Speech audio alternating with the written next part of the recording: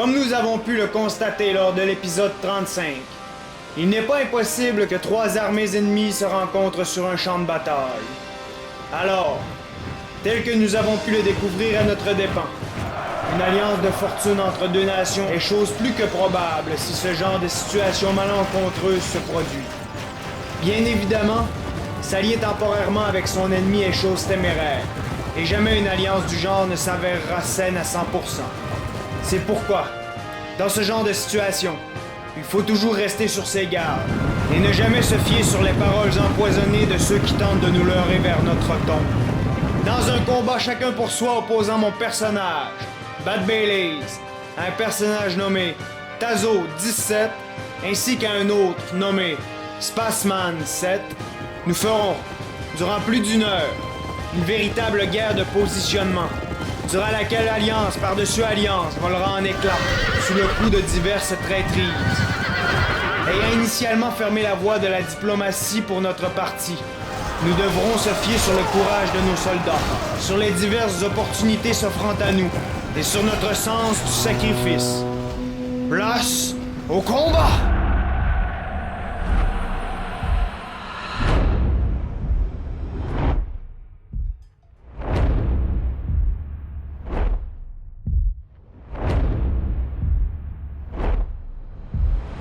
Bon alors, comme à notre habitude, observons les unités en présence en commençant par celle de mes opposants. Initialement, on va donc observer la constitution de l'armée de Tazo 17.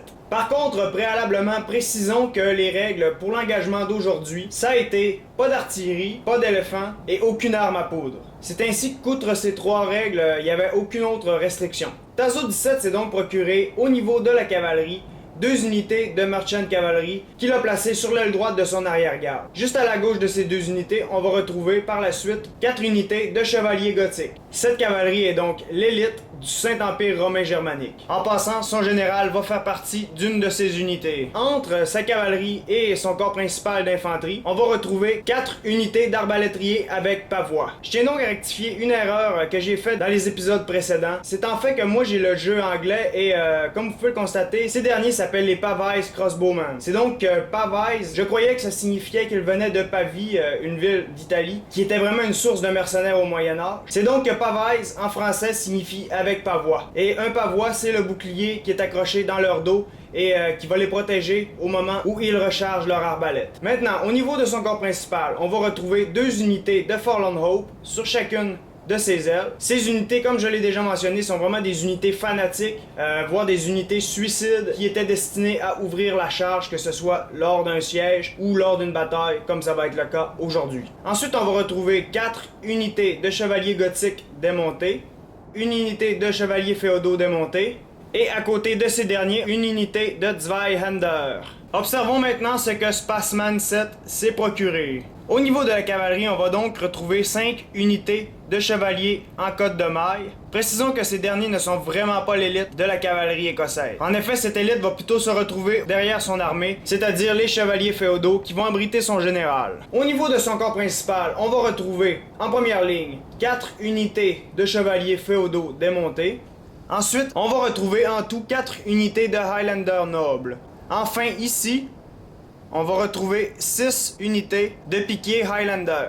Observons maintenant ce que je me suis procuré. Bon, aujourd'hui, puisque c'était un chacun pour soi, je me suis vraiment dit, je dois absolument miser sur les archers ou les arbalétriers.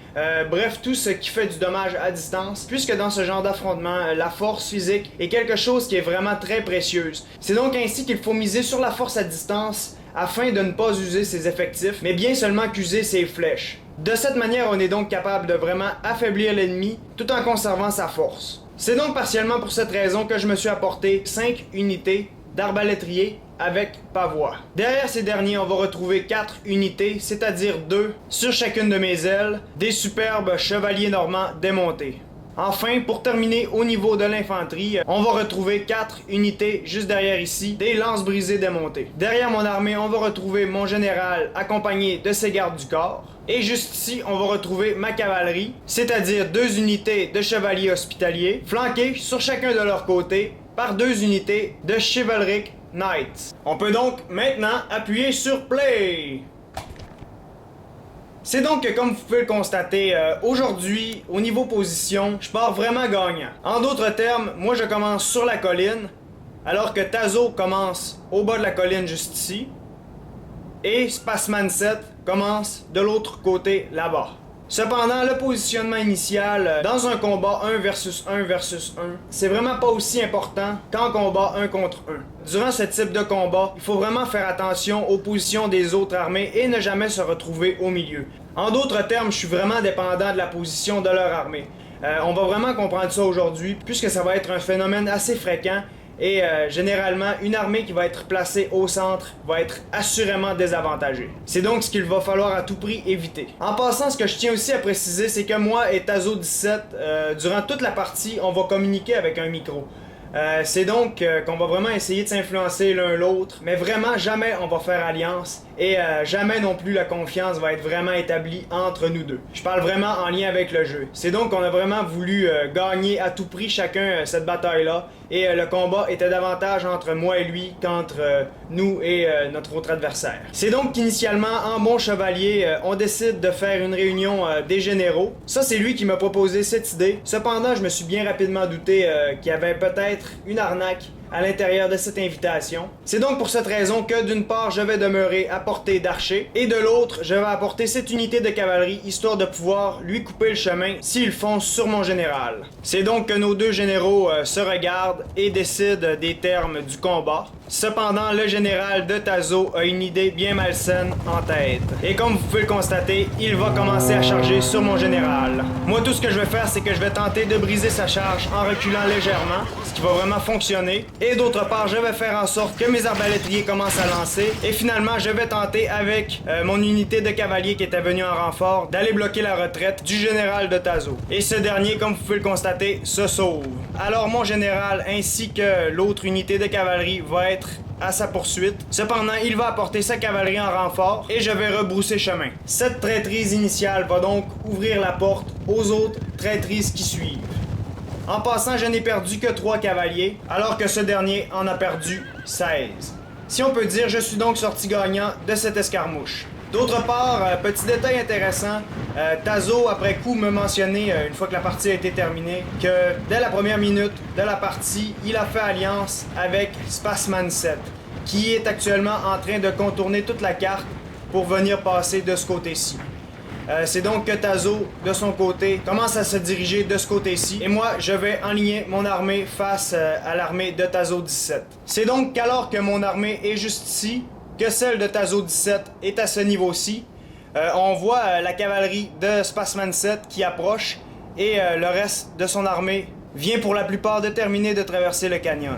Bien que Tazo dit avoir fait une alliance avec Spaceman 7, on peut vraiment jamais se fier à 100% sur les alliances dans un 1v1v1. C'est donc que, puisque moi je suis ici et que notre autre opposant est ici, lui se retrouve vraiment en sandwich entre nos deux armées. Et c'est fort probablement ce qui va le motiver à quitter cet endroit très téméraire pour une armée dans ce type de combat. J'ai donc descendu mon armée de la colline et en voyant sa cavalerie passer à toute vitesse, je vais faire en sorte que mes arbalétriers commencent à tirer sur ces derniers. Et d'autre part, avec ma cavalerie sur le côté juste ici, je vais tenter de menacer sa retraite. Cependant, pour l'instant, je ne juge pas encore que le moment est assez favorable pour attaquer. Je vais devoir attendre que son armée soit davantage séparée. C'est donc que la cavalerie attend l'infanterie et va tenter de couvrir cette dernière. Je vais alors rapidement rapatrier mon armée de ce côté-ci. Avec 2 unités de cavaliers, je suis passé derrière et avec mes 4 autres, juste ici, je vais guetter de la colline toute faiblesse chez mon ennemi. À ce moment-ci, l'armée de Spaceman est juste ici, l'armée de Tazo est de ce côté-ci, toujours entre nos deux, et la mienne est, comme vous pouvez le constater, sur la colline toujours.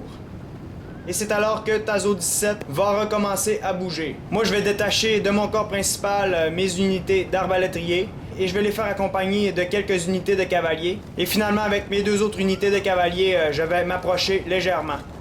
Comme vous pouvez le constater, mes unités d'arbalétriers commencent à charger leur arbalète et vont tirer, comme vous pouvez le voir. À ce moment-ci, l'armée de mon opposant est extrêmement vulnérable dans le ravin. C'est donc qu'une action massive de la totalité de mon armée aurait vraiment été une option si ça aurait été un 1v1.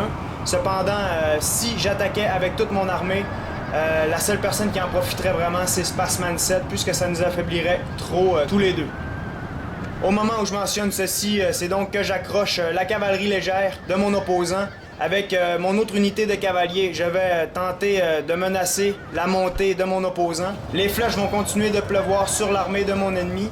Et en voyant des unités isolées de Pavise Crossbowman, je vais donc lancer ma cavalerie sur ces derniers. Lui va tenter de me bloquer avec ses chevaliers gothiques. De ce côté-ci, la cavalerie légère de mon opposant est à peu près entièrement annihilée. Mon opposant tente toujours de passer et moi j'accroche son arrière-garde juste ici et il y a un combat de cavalerie à ce niveau.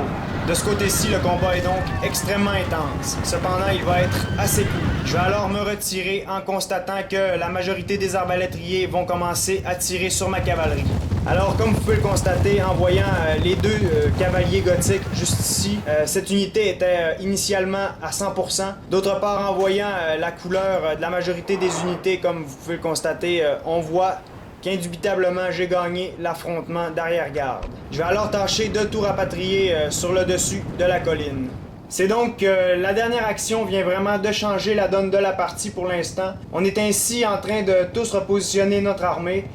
L'armée de Tazo va être en meilleure posture, ça c'est irréfutable. Du côté de Spaceman 7, ce dernier va approcher et va aller occuper bien rapidement la position initiale de Tazo. Et moi, je vais être obligé de me tasser de ce côté-ci. Sinon, je vais être pris moi-même en sandwich entre mes deux opposants. C'est donc qu'actuellement, le Saint-Empire romain germanique tente avec tous ses moyens de me placer entre son armée et celle de notre autre opposant. En constatant que Tazo va venir occuper la colline que voici, moi je vais pousser mon armée pour aller occuper juste ici, une des places les plus hautes de la carte. Au niveau de ma cavalerie, je ne m'en suis pas sorti indemne. Cependant, en comparaison aux pertes de Tazo, les miennes sont véritablement moins lourdes. D'autant plus que ce dernier n'a pas que perdu de la cavalerie, il a aussi perdu quelques archers, ainsi que quelques unités d'épéistes d'arrière-garde. Alors que de mon côté, mon infanterie est tout simplement indemne. À ce moment-ci, alors que Spaceman 7 est placé juste au bas de la colline que j'occupais initialement au début, et que sa cavalerie est placée environ où Tazo était placé initialement, ce dernier, alors que moi je suis ici et que Tazo est placé ici, va nous mentionner qu'il doit s'absenter pendant quelques minutes, ce qui va véritablement rallonger la longueur du combat. Puisqu'en réalité, moi et Tazo, on peut pas vraiment s'affronter l'un l'autre, puisque ça nous affaiblirait beaucoup trop. D'autre part, on n'a aucunement envie d'attaquer l'armée de Spaceman durant son absence.